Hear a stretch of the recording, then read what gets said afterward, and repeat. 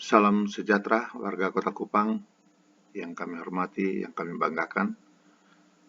Kali ini saya ingin menjelaskan terkait banyak pertanyaan yang disampaikan oleh warga Kota Kupang, khususnya fakir miskin, terkait bantuan yang hilang dalam perjalanan, dan juga ada sejumlah pengaduan warga yang tidak mampu namun tidak tersentuh oleh bantuan pemerintah. Untuk itu, saya ingin menjelaskan terkait persoalan tersebut. Yang pertama adalah DTKS. DTKS ini adalah pusat data yang disediakan oleh Kementerian Sosial secara online. Data warga tidak mampu atau fakir miskin. Penerima bantuan pemerintah wajib terdaftar dalam DTKS. Artinya apa? Jika tidak terdaftar, ya tidak dapat bantuan. Namun di sisi lain, ada yang sudah terdaftar, sudah menerima bantuan, tetapi dalam perjalanan bantuannya menjadi hidup. Lalu apa penyebabnya? Kita akan membahas satu persatu, dimulai dari DTKS. DTKS ini sebagai pusat data yang disediakan oleh kementerian. Setiap warga yang tidak mampu bisa cek status data dalam DTKS melalui website Cek Bansos Kemensos. Buka Google, kemudian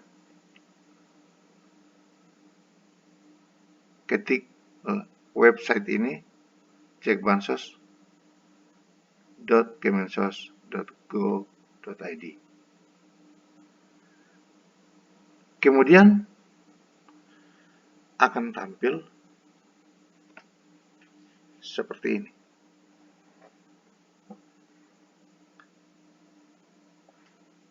Muncul pertanyaan nama wilayah provinsi, silakan isi. Kemudian kabupaten kota, ketik Kota Kupang. Kemudian kecamatan, pilih Kelapa 5. Kemudian contohnya di sini kelurahan oleh Sapa Induk. Kemudian nama penerima manfaat, diketik sesuai KTP atau kartu keluarga. Kemudian huruf kode yang keluar dalam kotak ini harus diketik sesuai dengan apa yang tampil di sini.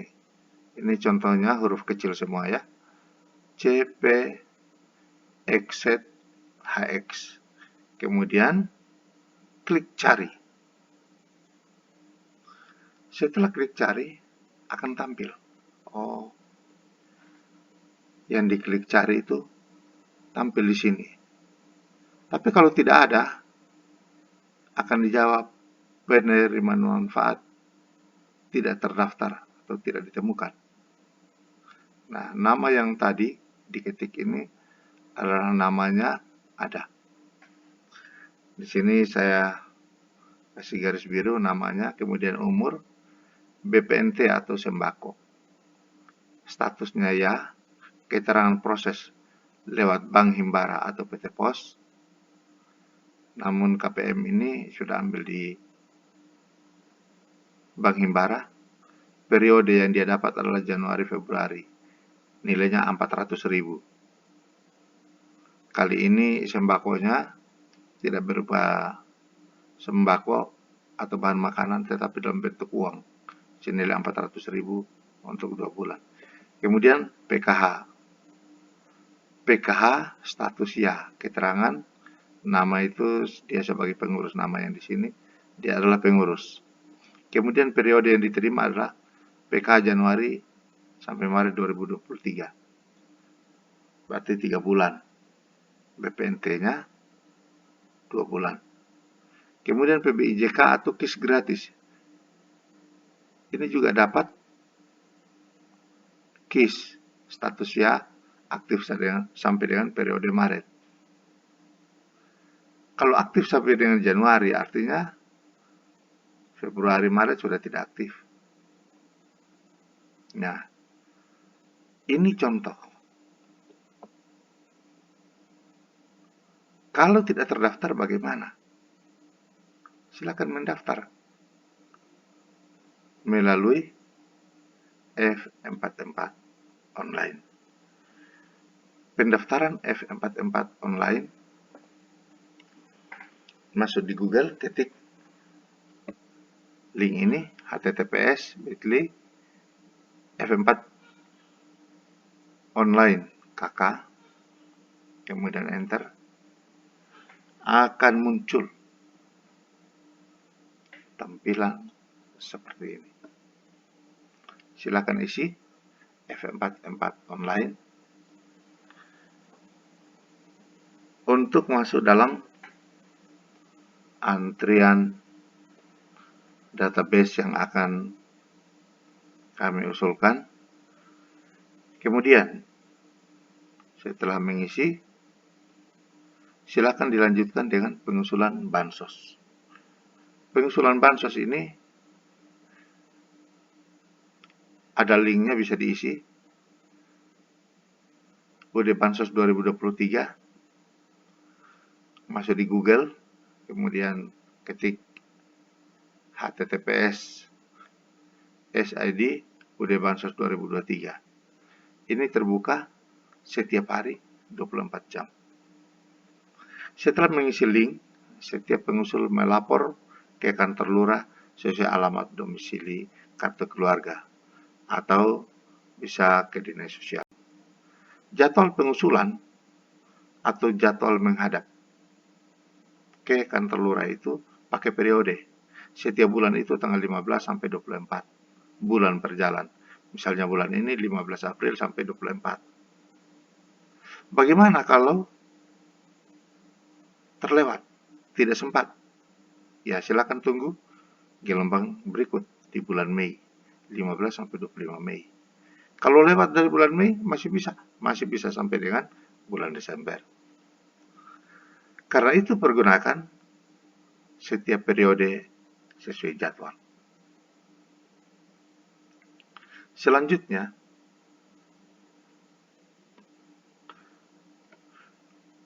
setelah klik UD Bansos, masuk Google, akan muncul isian data seperti ini. Bapak Ibu perlu perhatikan, isian data ini harus diisi secara lengkap. Dilengkapi dengan foto rumah.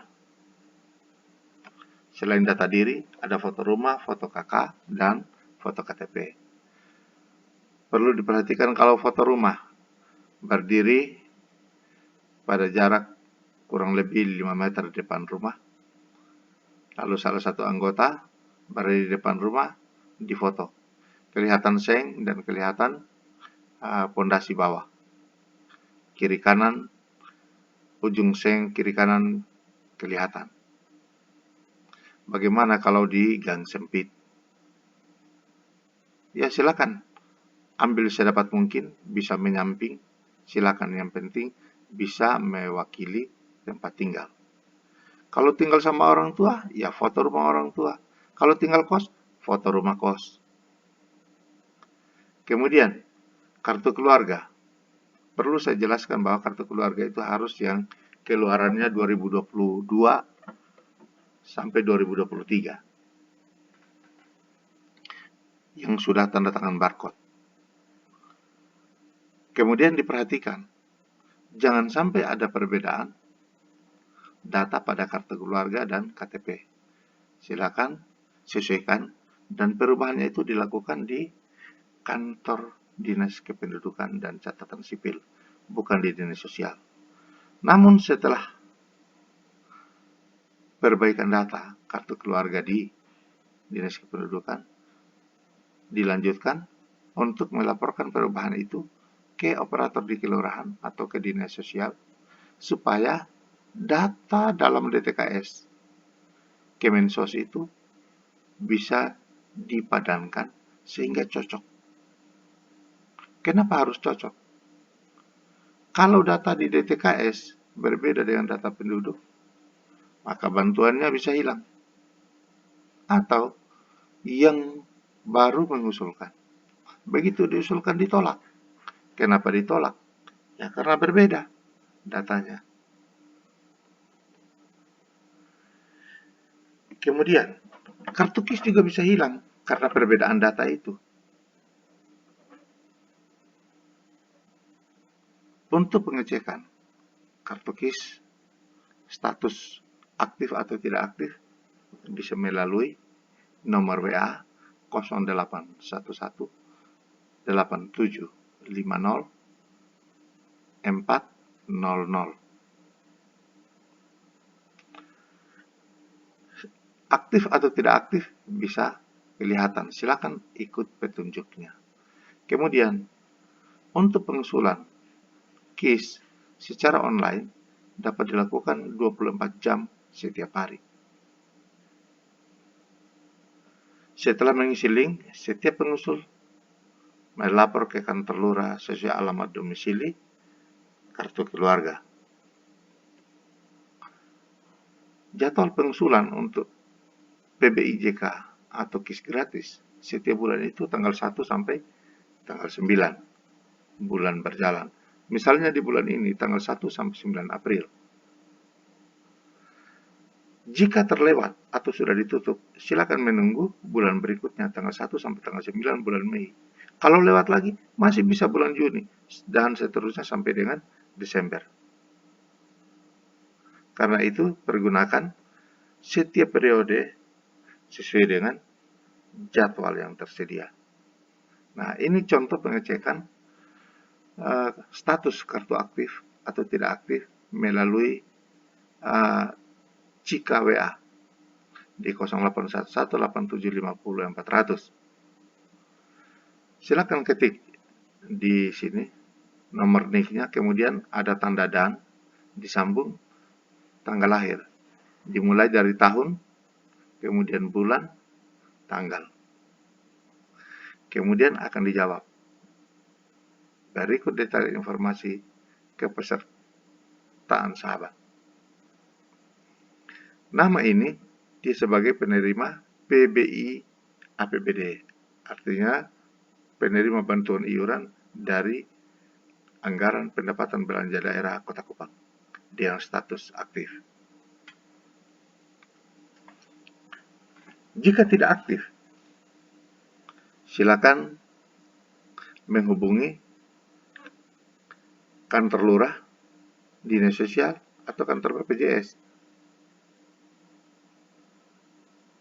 Bagaimana dengan kartu non-aktif yang mandiri tidak sanggup bayar?